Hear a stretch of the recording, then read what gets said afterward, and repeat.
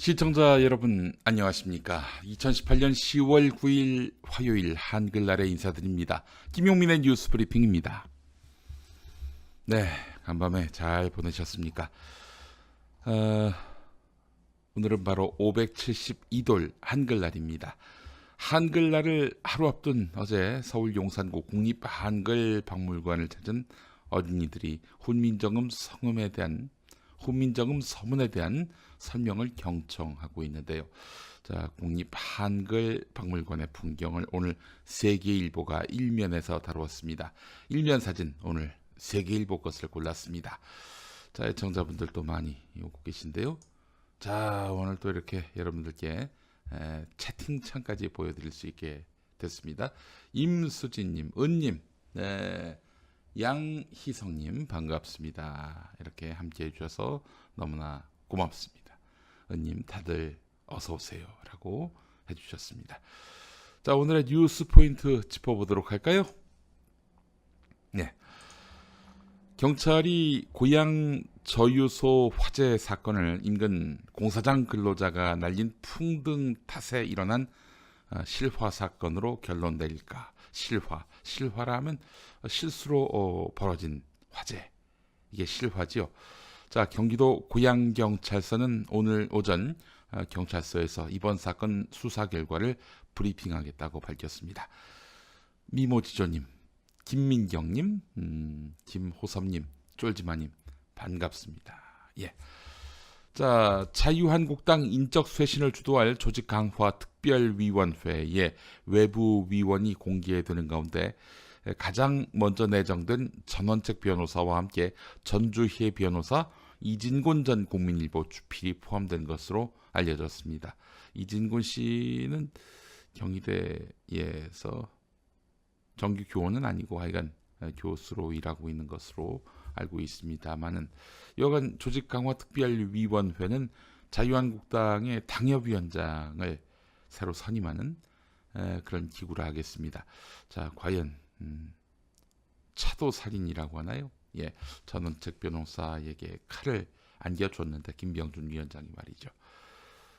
조직 강화 특위가 제대로 된 자유한국당 인적 청산을 해낼 수 있을지 의문인데요. 저는 불가능하다고 미리 말씀을 드렸습니다. 예, 자, 오늘 김용민의 뉴스 브리핑은 채팅창까지 만들었습니다. 점점 뭔가 새로운 변화를 기하고 있죠. 쫄지마님 오셨고 서로들 인사하고 계시네요. 반갑습니다. 자, 그리고 명성교회 부자 세습 논란과 비자금 의혹을 다룬 MBC TV PD 수첩 오늘 방송이 가능해졌습니다. 서울 서부지법 민사합의 21부는 명성교회 김사만 원로 목사와 그의 아들인 김하나 목사가 이 방송을 금지해달라면서 낸 가처분 신청을 모두 기각했다고 밝혔습니다. PD수첩은 명성교회 800억의 비밀이란 제목의 방송을 예고한 바 있는데요. 예고 영상을 보니까 헌금을 비자금화하려 한다. 아들에게 물려주지 않으면 안 될 만한 무언가를 숨겨놓았는데 그것이 드러나는 것을 두려워한다. 이런 관계자 인터뷰를 포함한 내용이 담겨 있습니다. 오늘 밤 11시 MBC PD수첩 많이 시청해 주시기 바랍니다. 여전도회인가요? 명성교회의 교인들이 지금 공유하고 있는 메신저를 보니까 메신저 메시지를 보니까 오늘 밤 10시에 모여서 기도회를 하자. PD수첩 보지 말라. 이런 문자가 돌더군요. 예, 손바닥으로 하늘을 가리는 처사 아니겠습니까? 자, 홍규재님, 위헌정당 자유자민당 조직 강화 특위 용두 3위가 될 거라고 봅니다. 자유한국당이 한 짓을 생각해 보면은 위헌정당이라는 표현이 과하지 않죠. 자, 오랜만에 PD 수첩 MBC 사옥이 점령당하는 거 아닙니까? 라고 제2 구리소주 팀님 말씀하셨습니다. MBC가 국가 이 보안 시설인데 말이죠. 함부로 털리진 않겠죠. 예전에 그 만민중앙교회 이재롱 목사 아시죠? 여신도 성폭행한 의혹을 사고 있고 지금 재판을 받고 있는 중인데 말이죠. 그 사람은 또 자신의 비위와 관련한 MBC 보도가 나오려고 하니까 바로 이제 MBC 사옥을 털었습니다. 주조정실까지 장악을 해서 방송이 못 나가게 만들었어요. 그 뒤로 더 이상 공공의 장에서 신뢰를 얻지 못하고 있는 거 아니겠습니까? 자, 김민경님 기억하셨고, 자, 그래요. 정기국회 국정감사가 바로 내일입니다. 내일부터 이제 20일 동안 감사가 이루어지는데 여야가 전열을 가다듬고 있습니다. 여당은 문재인 정부의 핵심 과제인 민생과 평화에 초점을 맞춰서 국정감사에 임한다는 각오를 보이고 있는 반면에 야당은 정부의 소득 주도 성장의 실패, 독단적인 남북 관계 등을 중점적으로 검증하겠다 이렇게 벼르고 있는데 그러거나 말거나 남북 관계 누구라도 주도적으로 풀어나가야 되겠지요. 독단적인 남북 관계라 독단적인 국정 운영 지금까지 그거는 민주당 계열의 정당만 했었던 모양이지요. 자, 미모 지조님 어제 MBC는 1,200만 원이 넘는 돈으로 기자가 직접 불법 분양하는 것까지 보여주더라고요. 요즘 MBC가 아주 기세가 대단하지요. 여러분 많이 힘을 실어주시길 바라겠습니다. 홍규재님, 명성교회가 방송금지 가처분 건 거 보면은 찔리는 게 있다는 거죠. 800억 비자금. 김사만 목사에게 치명적인 아킬레스건이죠. 근데 말이죠. 교회에 웬 비자금이냐? 네, 헌금이 헌금함에 들어가는 순간 그렇습니다. 그 돈은 블랙홀에 빨려 들어가는 겁니다. 그렇기 때문에 교회에 대한 세무조사도 가능해져야 한다라는 게 제 주장입니다. 물론 지금처럼 정의로운 정부가 들어섰을 때는 그런 걱정할 필요가 없겠습니다만 불의한 정부가 들어섰을 경우 예를 들어서 민주주의 또 인권을 외치는 교회를 상대로 흠집을 내기 위해서 정권 차원에서 교회를 탄압하는 그런 일이 발생할 수도 있겠죠. 그러나 그런 위험성이 있다 하더라도 교회가 국민 앞에 본을 보이는 것이 중요합니다.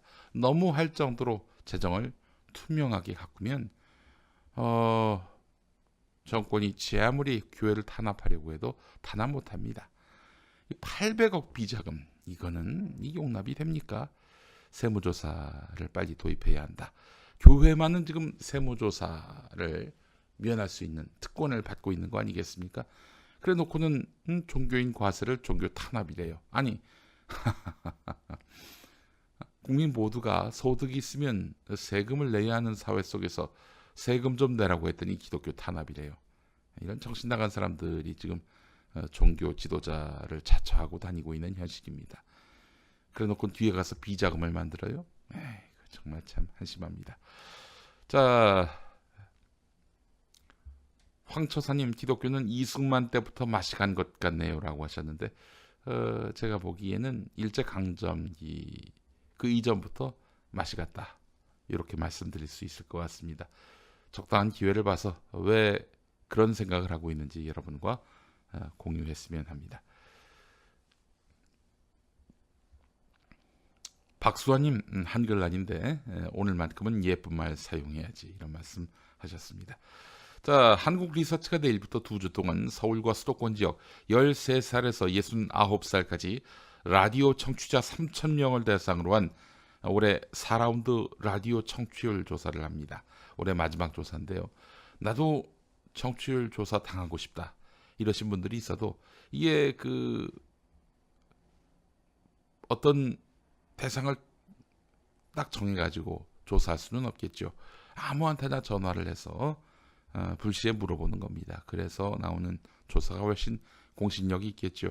자, 김용민의 각종 라디오 방송 여러분들 좀 밀어주시면 안 되겠습니까? 자, 밀어주실 방송 소개해드리겠습니다.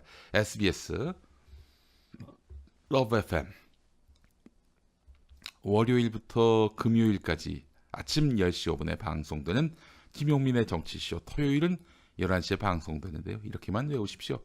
SBS 러브 FM 아침 10시 5분 김용민의 정치쇼, 그리고 KBS 1라디오 밤 10시 5분 시간 똑같습니다. 밤 10시 5분 김용민 라이브. 자, 채널과 프로그램 이름만 다릅니다. SBS 아침 10시 5분 김용민의 정치쇼, KBS 밤 10시 5분 김용민 라이브. 이렇게 물어볼 거예요. 어제 5분 이상 청취한 라디오 방송은 무엇입니까? 라고 했을 때 복수로 답을 할 수 있거든요.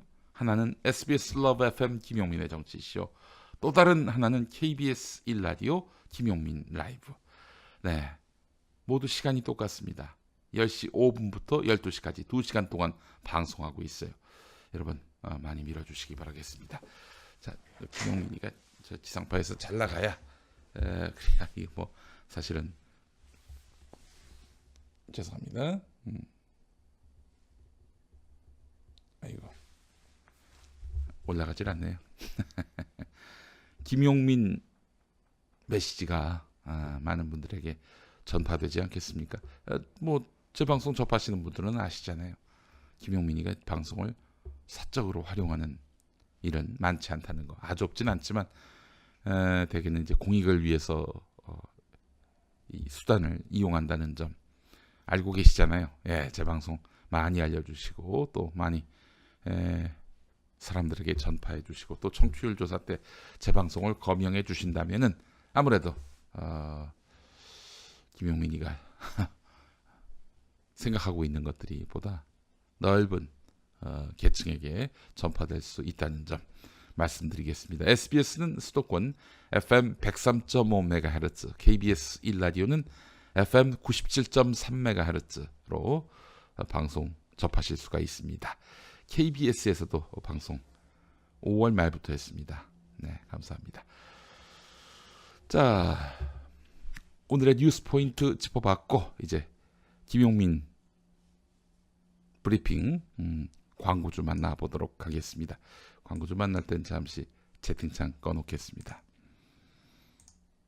자, 그래요. 김용민 브리핑은 마이보험 체크와 함께합니다. 마이보험 체크는 고객의 이익이 가장 중요합니다. 고객의 이익이 영업의 모든 것이란 것을 잘 알고 있기 때문입니다. 그래서 마이보험 체크는 종신보험을 포함해 장기보험의 평균 보험료가 월 46,000원에 불과합니다. 비싼 보험이 아니라 딱 맞는 보험을 소개하기 때문입니다. 보험에 관한 가장 편안한 상담, 검색창에서 한글로 마이보험 체크를 검색해 주시기 바랍니다. 자, 그리고 여러분들께 뿌리 깊은 샴푸를 추천합니다. 모발이 가늘어서 끈기고 푸석하고 비듬 있는 분, 유명 탈모 샴푸를 썼는데도 머리가 빠지는 분, 호르몬 부작용, 요요 현상, 비싼 약값 때문에 탈모약 치료를 포기하신 분들께 강력하게 추천합니다. 3개월분 18,000원만 투자하시면 됩니다. 효과가 없을 경우 환불 보장까지 해준다고 하는군요. 전화문의 1566-7871, 1566-7871고요.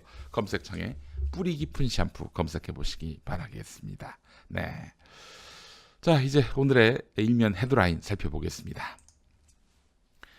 한국 바다에 서식하는 홍합, 고둥, 조개, 굴 같은 상당수 해양 동물에서 GMO, 유전자 변형 생물 유전자가 대거 검출됐습니다. GMO 오염이 심각하다. 오늘 경향신문이 일면 머리 기사로 다뤘습니다. 잠시 후 이 기사 소개해드리겠습니다.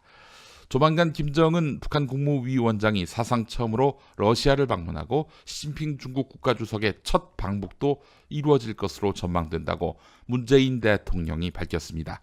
문 대통령의 평양 뉴욕 방문 이후 2차 북미 정상회담 조기 개최가 가시화되는 등 비핵화 대화가 본 궤도에 오른 데 이어서 북핵 관련국 간의 정상 외교가 급물살을 타는 모양새인데요. 자, 그래서 국민일보 미국 핵 사찰단 조만간 방북, 김정은 곧 방러, 시진핑 방북, 문 대통령 한반도의 새 질서가 조성되고 있다. 서울신문 문재인 대통령 곧 김정은 러시아 방문, 시진핑 북한 방문, 동북아 새 질서. 한겨레도 북, 중국, 러시아, 일본과 정상 외교 시동, 동북아 평화 새 질서로 이런 제목을 달았습니다. 자, 국민일보 기사에서도 슬쩍 소개되고 있습니다만은 마이크 폼페이오 미국 국무장관은 북한과 미국이 곧 구체적인 실행 계획을 합의하는 대로 사찰단이 미사일 엔진 테스트 시설과 풍계리 핵실험 시설을 사찰하게 될 것이다. 이렇게 밝혔습니다. 평양과 서울을 잇따라 방문한 폼페이오 장관, 중국으로 떠나기 전에 언론 브리핑에서 비핵화 협상에 중대한 진전을 이루었다. 이렇게 말했다고 AP통신이 전했습니다. 관련해서 중앙일보, 북한 풍계리 사찰 수용, 미국 사찰단 곧 방북, 이런 제목을 달고 있고요. 조선일보 같은 경우 풍계리 핵 사찰에 IAEA 국제 원자력 기구 파견 추진, 네, 이런 제목을 달았습니다. 표준 국어 대사전 표제어 등재가 정치, 사회, 개인적 이해관계에 휘말려서 휘청거리고 있다는, 네, 세계일보 일면 기사 주목됩니다. 실제 언어의 쓰임새를 그대로 반영해야 할 국어 사전이 일부 단체의 힘겨루기 무대가 됐다는 이야기인데요. 사랑, 이 사랑이라는 단어만 해도 처음에는 남녀 간의 것으로 했다가 남녀 간의 것만으로 제한할 수 없다. 이런 성적 소수자들의 주장을 반영해서 어떤 대상으로 바꿨는데 다시 역풍에 휘말려서 이성 간 사랑으로 또 바뀌었다고 합니다. 예. 자, 이거 말고도 페미니스트의 뜻을 바꿔달라, 종북을 등재해달라, 이런저런 요구가 국어 대사전 편찬기구에 편찬기구에 요구되고 있다는 것입니다. 동아일보 기사 보겠습니다. 한국의 전업주부가 요리, 빨래, 청소, 육아 등 집안일로 만드는 가치가 연간 2,315만 원에 이르는 것으로 추정되고 있는데요. 2,315만 원이라 그러면 한 달에 어떻게 되는 겁니까? 한 달에 한 200만 원 정도 된다는 얘기인가요? 예. 하루 평균 6시간, 2014년 기준으로 연간 2,315만 원, 한 200만 원 돈 된다는 얘기군요. 아니 근데 우리 주부님들 그 가사노동 하는 비용이 고작 그거밖에 안 됩니까? 얼마나 고생 많이 하시는데 이런 얘기 제 아내가 들으면 안 될 텐데 비난을 받을 그런 방금 발언이었습니다. 온통 독박 육아를 시켜가지고 제가 할 말이 없습니다. 입이 10개라도 할 말이 없는데 하여간 집안일의 금전적 가치가 국내 총생산 대비 4분의 1을 차지할 정도로 경제에 대한 기여도가 높은 만큼 가사노동의 가치를 인정하도록 사회적 인식을 바꿔야 한다, 이런 지적이 나옵니다. 가사노동하는 분들은 뭐 집에서 쉬는 걸로 알고 있는데 그렇지가 않습니다. 얼마나 일이 많은데요. 예. 그 점을 우리가 알지 않고서 알아야 한다, 이런 말씀을 드리고 싶습니다. 자, 그리고 한국일보 일면 보겠습니다. 피자의 땅 가맹점주 협의회 부회장을 맡았던 김경무 씨, 본사에 갑질 시정을 요구했는데 2015년 9월 본사로부터 더 이상 계약을 갱신할 수 없다, 이런 폐점 내용 증명을 받았습니다. 그리고 3년 지나서 공정위가 블랙리스트 점주의 매장을 집중 점검한 다음 본사에다가 과징금 15억 원을 부과했습니다. 공정위는 본사가 단체 활동을 했다는 이유로 점주에게 불이익을 준 행위를 적발한 첫 사례다, 이러면서 자화자찬을 했습니다. 가맹점주협의회를 만들어서 그 활동을 했다는 이유로 이 김경무 씨에 대한 폐점 요구를 했다는, 폐점 요구를 한 피자의 땅, 여기에다가 15억을 부과했는데 공정위가 했어요, 이러면서 자화자찬했다는 겁니다. 자, 그러나 공정위 2015년 김경무 씨가 처음 신고한 후 3년 동안 무성의 늑장 조사로 일관했습니다. 그래서 김경무 부회장은 7년 동안 매장을 운영하면서 2억 원의 빚이 쌓인 채 파산 신청을 할 수밖에 없었다는 겁니다. 그렇게 만나는 피자 만드시는 분들이 왜 갑질을 하신대, 미모지조님 이런 말씀을 하셨네요.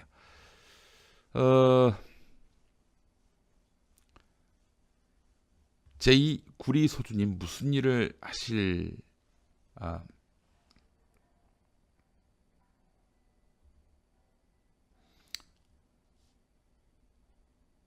우리 김민경님이 앞서서 하루 종일 닦고 쓸어도 안 끝나요. 아마 가사노동 말씀하시는 것 같은데 제2 구리 소주팀님 무슨 일을 하시기에 하루 종일 쓸고 닦으십니까? 라고 하셨습니다. 김민경님이 집에서 일하죠 라고 하셨습니다. 아이고 가사노동이 보통 일이 아닌데 말이죠.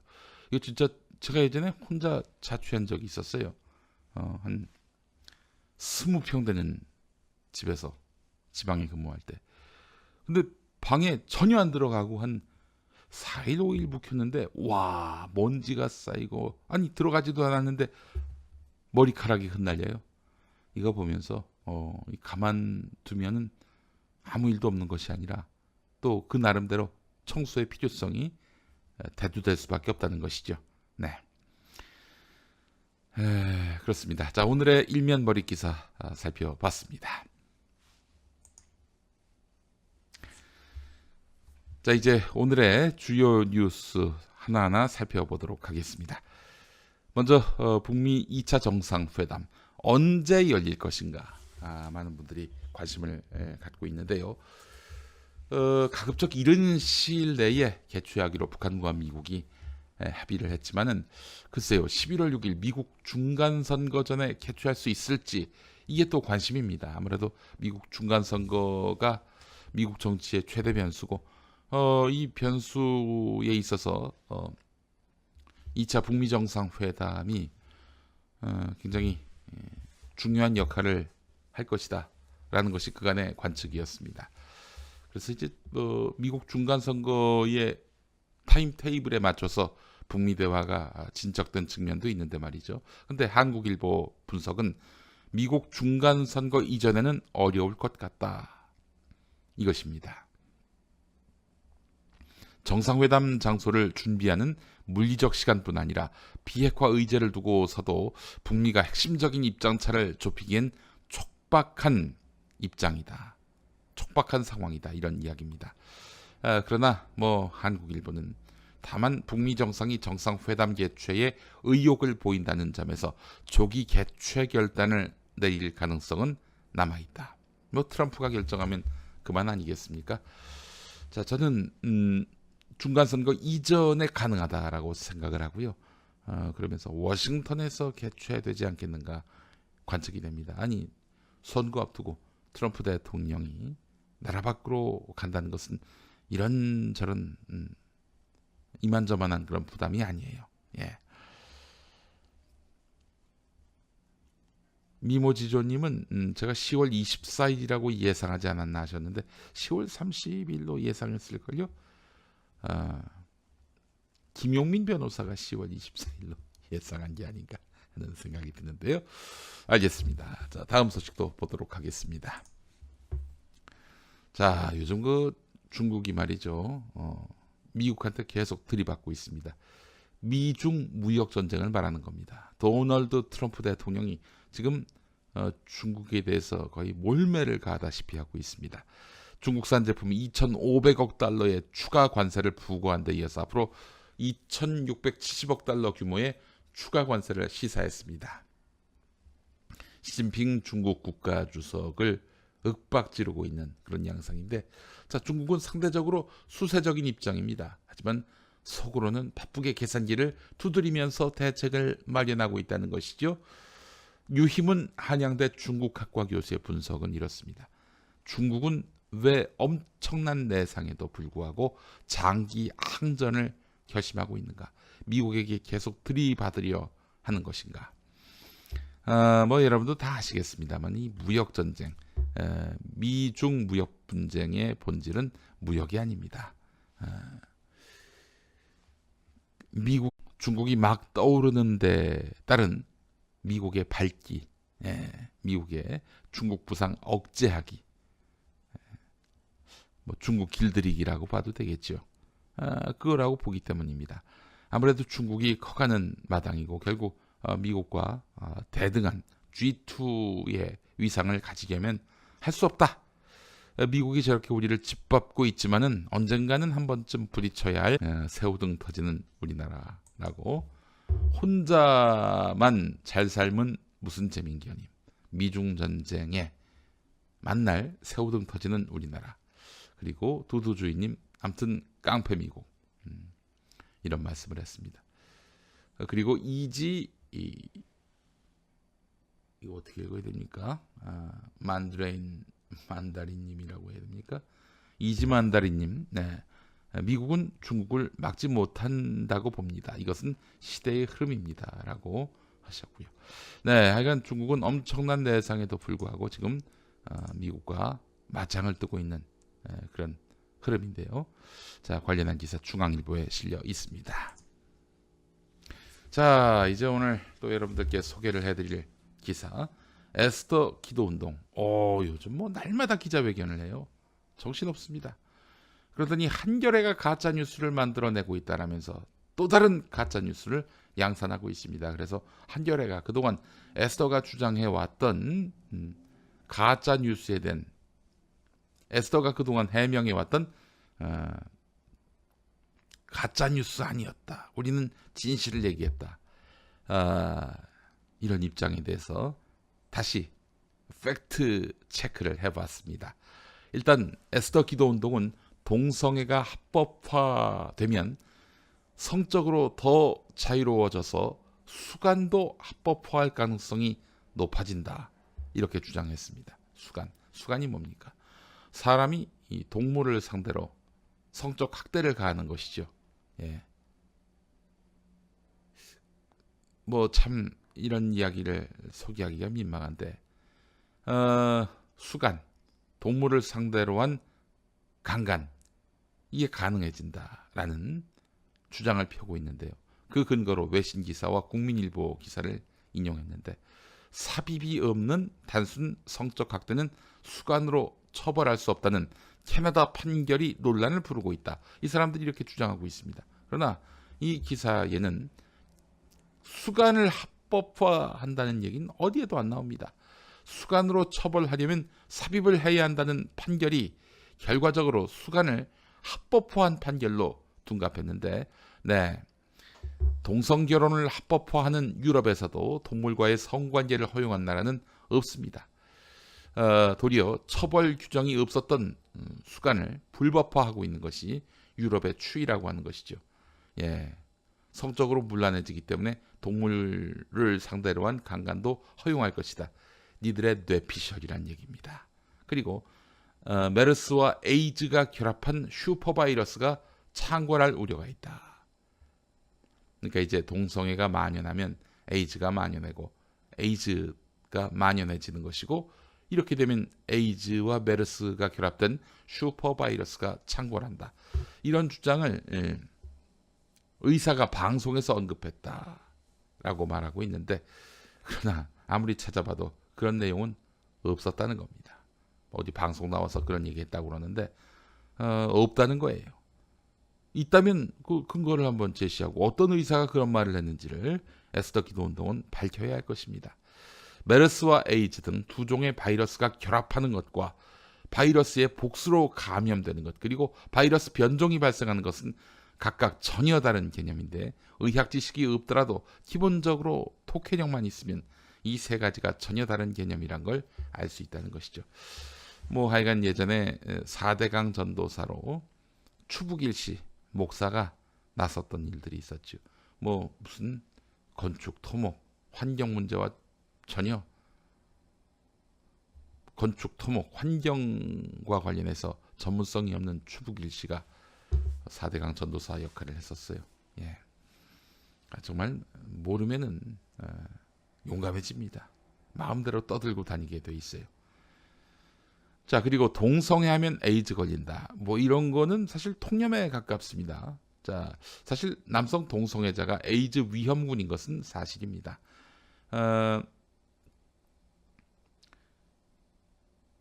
그런데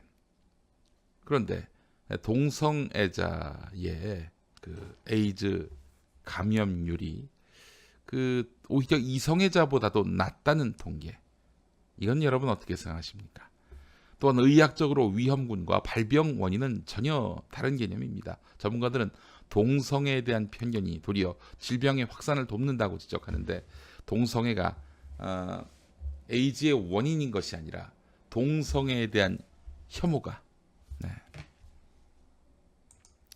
동성애자에 대한 혐오와 동성애자에 대한 낙인, 제도적 차별로 인해서 동성애자들이 질병을 숨김으로써 에이즈가 더 널리 퍼진다는 것이죠. 동성애하면 에이즈 걸린다. 이러면서 동성애자에 대한 혐오를 고조시키면은 동성애자들이 숨어 지낸단 말이죠. 그러면서 알게 모르게 또 에이즈가 확산되는 그런 상황이 올 수 있다는 거예요. 혐오가 대안이 될 수 없다는 그런 이야기입니다. 자, 그리고 뭐 동성애 케이크를 제작해 달라고 했는데 이걸 거부하니까 벌금 폭탄을 맞았다. 네, 이런 일 없었습니다. 한마디로 말해서. 예. 다른 건으로 배상을 하게 됐는데 이게 동성애 케이크 제작을 거부해서 받은 벌금 폭탄이 아닌 거예요. 그리고 동성애 교육에 항의했던 아버지가 감옥에 가게 됐다. 그게 아닙니다. 그 아버지가 무단 침입한 혐의로 체포된 거예요. 동성애 교육에 항의하면은 무단 침입해도 됩니까? 그건 아니잖아요. 예. 무단 침입 혐의로 체포가 됐다는 겁니다. 그리고 동성애 커플 주례를 거부한 목사가 징역형. 네. 송사가 걸리긴 했지만은 결국 이 목사는 무혐의 처리가 됐습니다. 예. 에스더 기도운동도 이거는 잘못된 내용이라면서 자기들도 정정했어요. 허위 조작 정보 공장 에스더, 가짜 뉴스 해명도 가짜였다는 한겨레 기사 계속 보겠습니다. 동성애 커플 주례를 거부한 목사 징역형. 네, 요 이야기는 앞서서 말씀드렸죠. 그리고 수업 시간에 학문 선교 수업 시간에 학문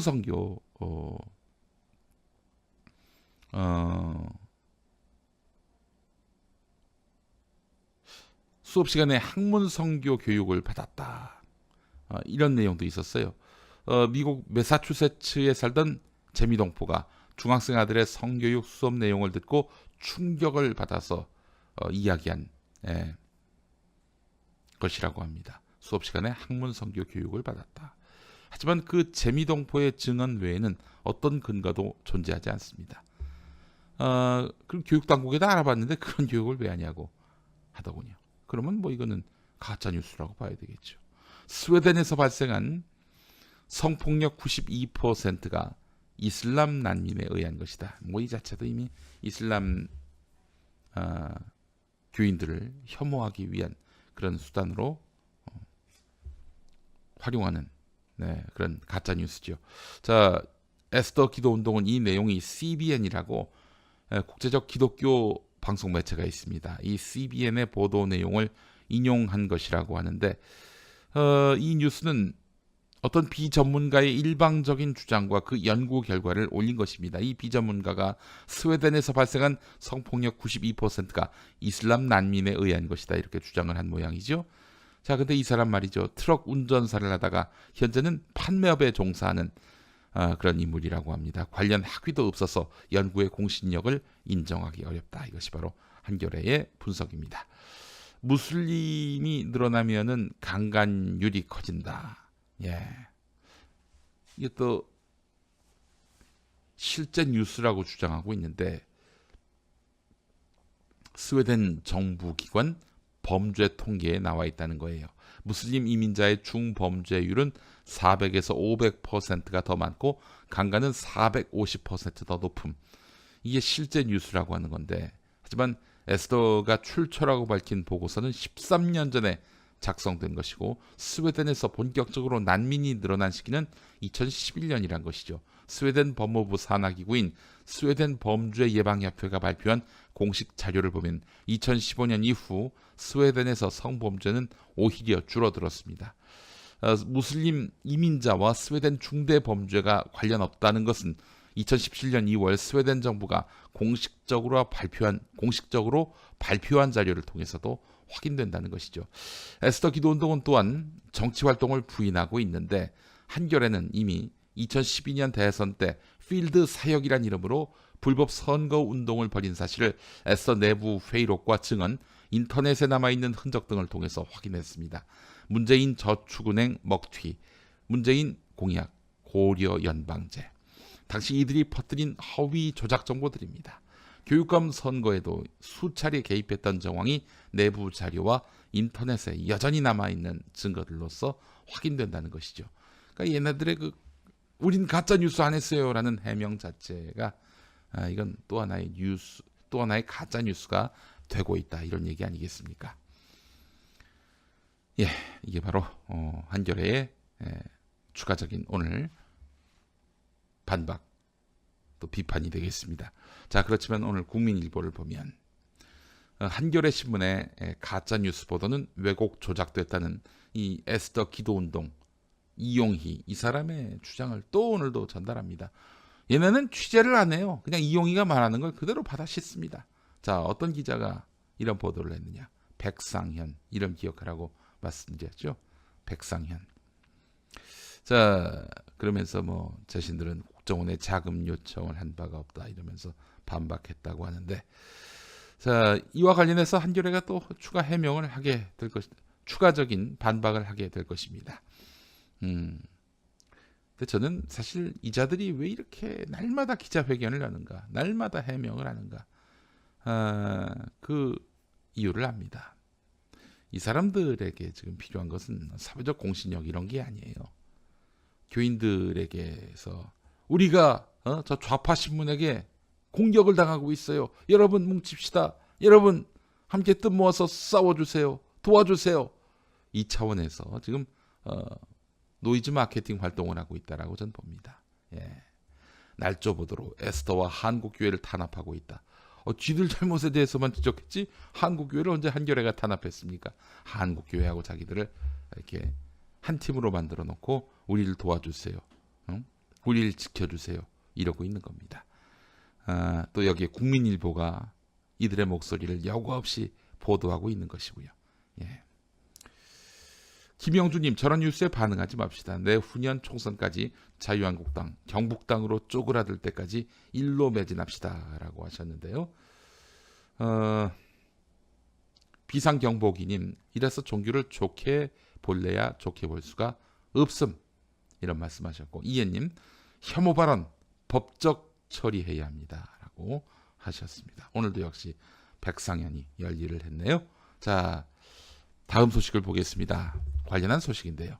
자, 어제 사실은 가짜뉴스 근절을 위한 범정부 대책 발표가 예정돼 있었습니다. 국무회의에서는 이낙연 총리가 직접 발표를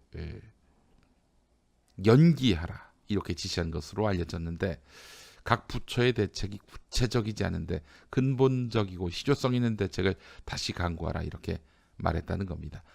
문재인 대통령도 그 정도로 대책이 되겠느냐 이런 취지의 언급을 한 것으로 되어 있는데, 훨씬 더 강경한 대책이 나와야 한다라는 대통령과 국무총리의 의중이 담겨 있는 것이죠.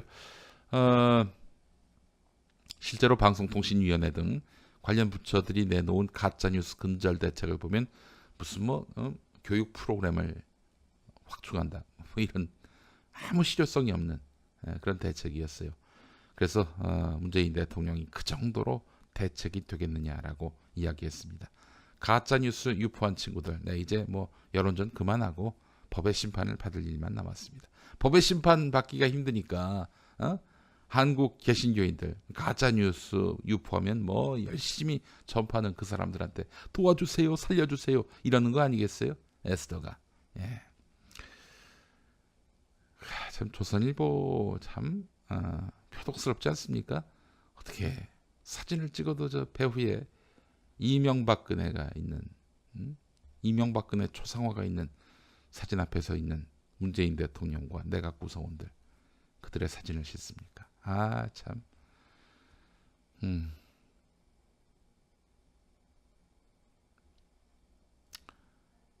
아침부터 눈 버리기 싫어요. 파란 옷과 옆에 쥐. 박수아님. 자, 그리고 김민경님, 탄핵당하면 대통령 사진 빼야 하지 않아요? 박근혜 사진은 빼야 마땅한 것 같은데요. 전직 대통령으로서의 모든 예우, 이거 뭐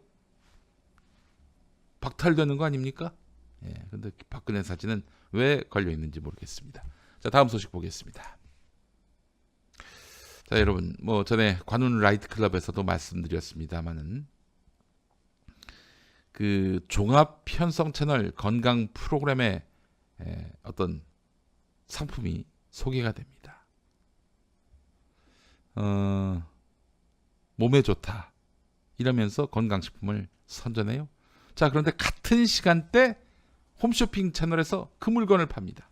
이런 연계 판매, 종편 바람잡이를 쓴 홈쇼핑.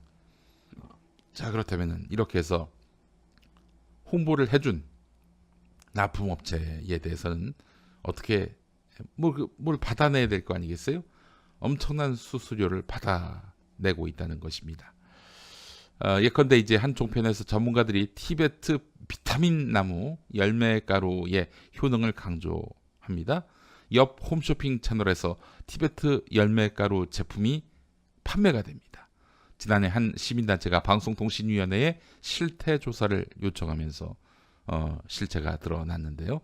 자, 이태규 바른미래당 의원이 각 TV 홈쇼핑 업체로부터 받은 연계 편성 홈쇼핑 품목 매출액 세부 내역을 보니까 주요 홈쇼핑사 6곳, 이 6곳이 연계 편성된 제품을 판매하면서 납품 업체로부터 떼어가는 평균 수수료율이 38에서 54%에 달했습니다. 100만 원짜리 팔았으면 38만 원에서 54만 원을 지들이 먹었다는 얘기입니다.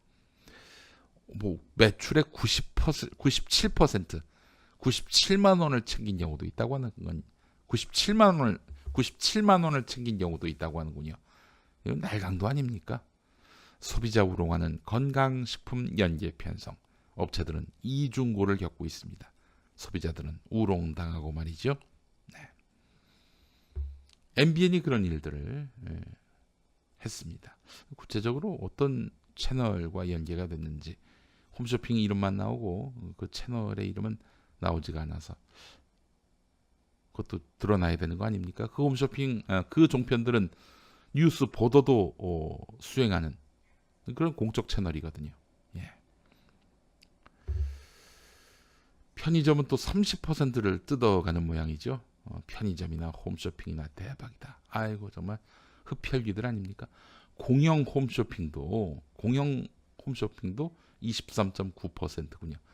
다른 데보다는 경우가 덜하지만은 공영도 이렇게 뜯어갑니다.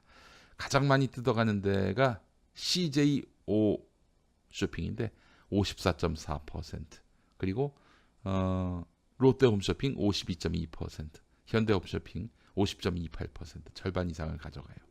하하 참. 종편 안 보고 홈쇼핑 안 하고 박수아님, 네, 잘하고 계시네요. 베스트 제리님 헉 54%나 라고 하셨네요. 다음 소식 보겠습니다. 자, 한국 바다에 서식하는 홍합, 고둥, 조개, 굴 등 상당수 해양동물에서 유전자 변형 생물 GMO 유전자가 대거 검출됐다고 합니다. 검출 안 된 데가 없어요. 서해, 남해, 동해 전부 말이죠. 국회 농림축산식품해양수산위원회 소속의 김현권 더불어민주당 의원이 해양수산부에서 받은 2017년도 해양수산용 유전자 변형 생물체 안전관리 보고서를 통해서 확인을 했는데 조사 대상을 보면 82종의 동물 가운데 70종에서 GMO 유전자가 검출됐습니다. 우리나라 바다에 서식하는 해양 동물 체내에서 GMO 유전자가 검출된 사실이 확인된 것은 처음입니다. 콩, 옥수수 이런 데만 GMO가 있는 줄 알았는데 세상에 조개, 고등에서도 GMO가 발견됐다는 것입니다. 김민경님, 저 정도면은 우리나라 먹는 건 죄다 GMO네라고 하셨습니다. 이 GMO가 함유되어 있는지 함유되지 않았는지 이걸 소비자들이 알고 싶어 하지 않겠어요? 근데 이걸 공개하지 못하게 하고 있습니다. 공개하지 않아도 되게 하고 있습니다. 베스트 제리님, 아이고 조개에서 GMO가 언제 인제 못 먹나라고 하셨고요. 미모지조님, 아 가을 겨울엔 조개구이에 한 잔이 딱인데라고 하셨습니다. 예. 자, 다음 소식도 보겠습니다. 경향신문 일면 기사 봤고요. 다음 소식 보겠습니다. 우리 순실이 누나 669일 동안 수감돼 있었는데 553회 변호사를 접견했다는 겁니다. 1년 10개월 동안 553회 변호인 접견을 받은 건데 접견 횟수가 국정농단 사건 수감자 중에 가장 많았다고 합니다. 구금일 대비 1일 접견 횟수 0.83.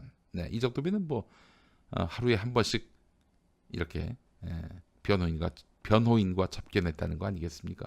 김기춘 씨가 더 높네요. 0.93. 안종범 0.73, 장시호 1.35, 우병우 1.34. 한 명 이상씩 만났다는 겁니다. 그리고 박근혜 0.49. 밖에도 잘 안 나오시는군요. 우리 박근혜 씨. 변호인 접견은 뭐 당연히 수용자의 권리긴 하지만은 일부 특권 계층의 황제 수용 생활이라는 비판도 제기됩니다. 이 뭐냐면은 접견실이 있어요. 감옥보다는 아무래도 열린 공간이고 편하게 또 쉴 수도 있고, 나와가지고 변호인을 접견하느냐? 아니에요. 그냥 노는 거예요. 거기서 뭐 말동무하고 같이 뭐 노닥거리기도 하고요. 감옥 안에 있으면 얼마나 고독하고 힘듭니까? 그러니까 그냥 변호사 면담을 이유로 해가지고 변호사가 가긴 가죠. 하지만 뭐 따로 뭐 둘이 대화를 나누거나 뭐 재판 전략을 세우거나 그러지 않습니다. 그냥 접견실에 나와서 접견실에 마실 나오도록 하기 위해서는 변호사가 하는 건데, 그렇게 해서 황제 접견을 한다는 얘기입니다. 여러분 뭐 감옥에 갇힌 사람이 접견을 하면은 TV에서 많이 보듯이 유리 칸막이로 되어 있는 공간에서 뭐 뒤에 누가 앉아가지고 막 기록하고 그런 접견을 말하는 게 아니에요. 접견실에서 트여 있는 공간에서 변호사하고 말동무하는 겁니다. 최순실이 수감 669일 동안 553회 변호사를 접견했다. 뭐 거의 매일같이 접견하고 있다. 이런 얘기입니다. 박근혜 씨는 베스트 제리님 말씀. 503은 접견보다 드라마 시청을 더 좋아함. 그래서 밖으로 안 나오나요?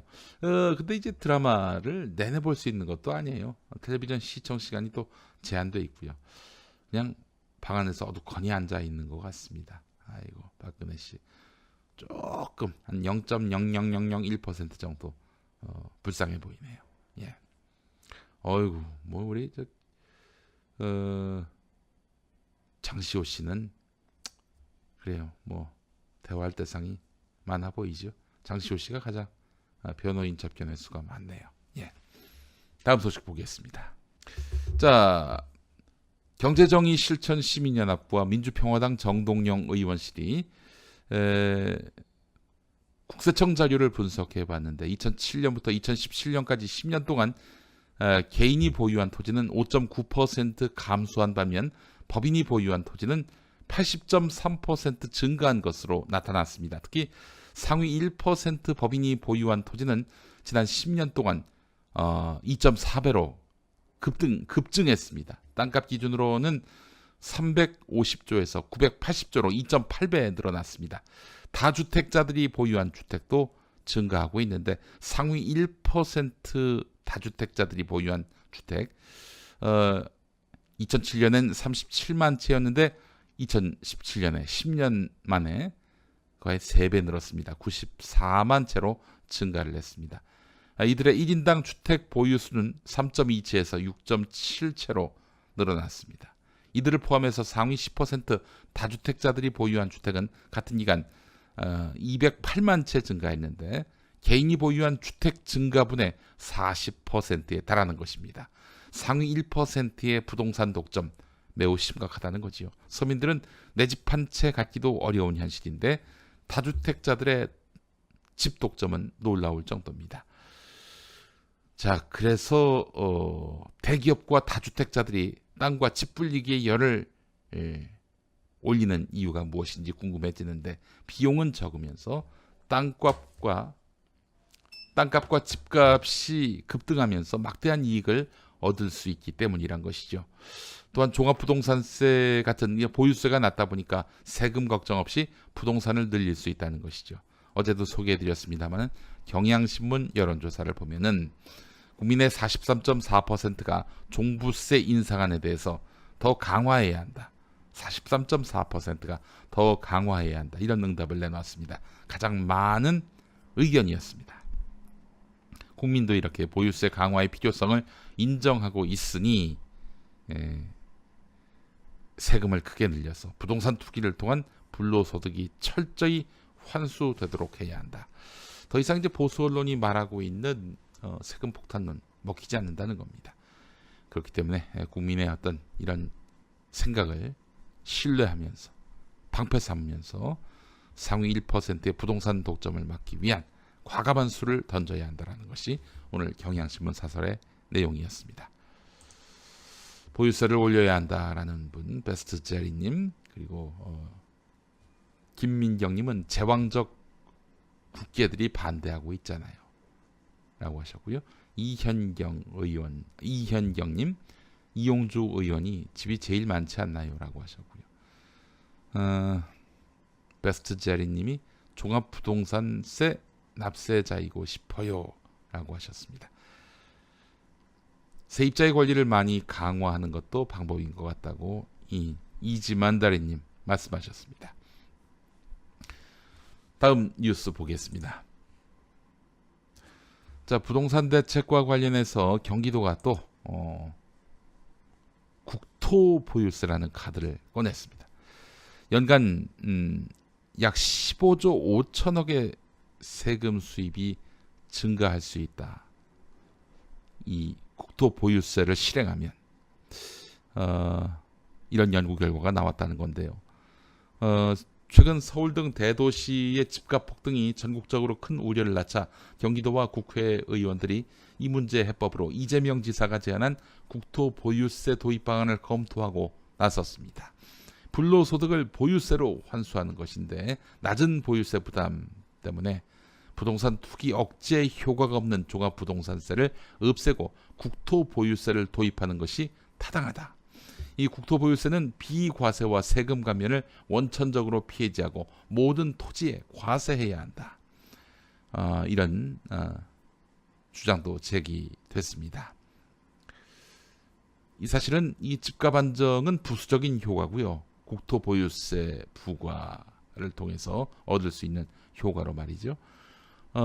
집값 안정은 뭐 당연히 따라오는 것이고 불로소득을 환수해서 주거비를 줄이고 기업 활동을 장려하는 한편 창업을 증대시킬 수 있는 그런 효능도 가능하다 이런 얘기를 하고 있는데 국토보유세를 거두면 연 30만 원 국민 배당이 가능하다는 겁니다.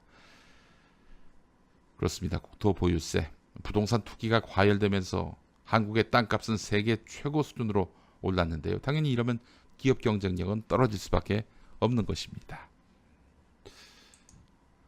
이재명 지사는 매년 자동차 보유세로 차량 가격의 2%를 내지만 토지 보유세는 자동차세의 7분의 1에 불과하다. 국토 보유세를 기본소득으로 국민들에게 돌려준다면 큰 저항 없이 제도를 도입할 수 있다는 그런 입장을 표했는데요. 지방세법에 국토 보유세를 만들고 광역자치단체에 위임한다면 현행 법률 아래에서도 시행이 가능하다. 이렇게 밝혔습니다. 그러니까 국가가 거두면 정치적 부담이 있으니까 광역자치단체, 그러니까 시도지사한테 위임하라. 그러면은 국가적 국민배당도 가능하다. 이렇게 이야기하고 있습니다. 중앙정치의 부담을 줄이면서 이런 지방정부의 역할을 극대화하겠다라는 뜻으로 읽히는데 이게 현행법으로도 시행이 가능하다고 하는군요. 의지만 있다면 얼마든지 가능한 일이고 부동산 가격 안정은 물론이고 불로소득에 대한 과세, 이로 인한 국민복지까지도 가능한 다목적 방안이라 하겠습니다. OECD 주요 국가의 국민 총생산에 비한 땅값을 비교해 봤는데 대한민국이 가장 높습니다. 지금 보시다시피 OECD 평균은 1.87인데 한국은 4.30배 이렇게 나왔다는 것이죠. 예. 자, 관련해서 또 김부선 씨 기사가 한겨레에 실렸습니다. 한겨레 기사가 말이죠. 이 기사 내용은 똑같은데 제목이 두 가지입니다. 스캔들 의혹 김부선 스모킹 건 꺼냈나. 뭐 김부선 씨가 큰 결정적인 증거를 꺼냈는가, 이런 제목입니다. 또 다른 판을 보니까 스캔들 의혹 재점화에 나선 김부선, 이런 제목입니다. 두 제목이 묘한 차이가 느껴집니다. 뭐 같은 기사인데 말이죠. 김부선의 발언에 힘을 싣는 제목, 김부선 스모킹 건 꺼냈나.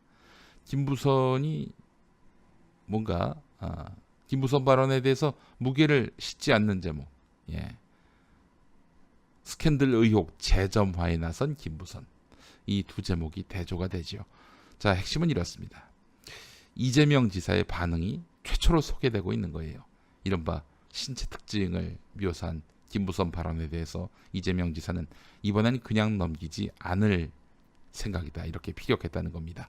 경기도정의 정상화를 위해서라도 불필요한 논쟁을 끝낼 시기가 다가온 것 같다. 조만간 진실의 문이 열릴 것이다, 이렇게 말했다는 겁니다.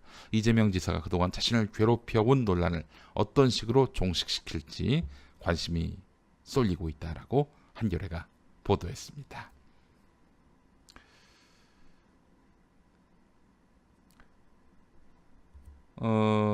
뭐 여간 여러 의견들이 올라오고 있는데 뭐 여러분들의 의견 자유롭게 표시하시고요. 저는 소개는 하지 않겠습니다. 뭐 제가 일부 오프닝에서도 얘기했습니다만은 뭐 이재명 지사의 신체 특징, 이게 폭로가 되고, 그래서 이재명 지사가 뭐 예를 들어서 김부선 씨와의 부적절한 관계 사실이다라고 인정한다면은 뭐 이재명 지사의 정치적 생명은 끝나는 거죠. 근데 반대로 그 반대 신체적 특징을 묘사했는데 뭐 별달리 나오는 그런 주장과는 다른 그 주장이 입증되지 않는다면 김부선 씨 그리고 같이 낄낄댔던 공지영 씨 둘 다 이제 공적 무대에 서면 안 되죠. 그렇지 않겠어요? 예. 대박이다 하면서 낄낄낄댔던 두 사람의 그런 웃음소리를 잊지 못하겠습니다. 꿈에서도 나올까? 참 불쾌하기 짝이 없었어요. 다음 소식입니다. 날씨네요 벌써. 자, 여러분들과 함께 한 시간 벌써 마무리할 시간이 됐습니다. 한글날인 오늘 완연한 가을을 느끼기에 좋겠습니다. 전국 대부분 지방의 낮까지는 구름 많기겠고요. 한낮 기온은 20도 안팎으로 선선한 날씨가 계속되겠습니다. 또 미세먼지 농도는 전국에서 좋음 단계를 유지해서 공기도 깨끗하겠습니다. 다만 서울 등 중북부 지방을 중심으로 차차 흐려져서 오늘 밤부터 비가 내릴 것으로 보입니다. 이 비는 밤사이 전국 곳곳으로 확대됐다가 내일 아침 중에 대부분 그칠 것으로 보입니다. 비가 그친 뒤 반짝 쌀쌀해지겠습니다. 목요일 아침, 모레 아침에는 서울 기온이 7도까지 떨어지겠고 금요일에는 올 가을 들어서 가장 낮은 6도 선까지 내려갈 전망입니다. 내일 비가 그친 뒤로는 당분간 맑은 날씨가 계속될 전망입니다. 네, 김용민의 뉴스 브리핑 오늘 순서 모두 마치겠습니다. 애청해 주신 여러분 감사하고요. 오늘 휴일이죠. 즐거운 하루 보내시기 바라겠습니다. 여러분 감사합니다. 안녕히 계십시오.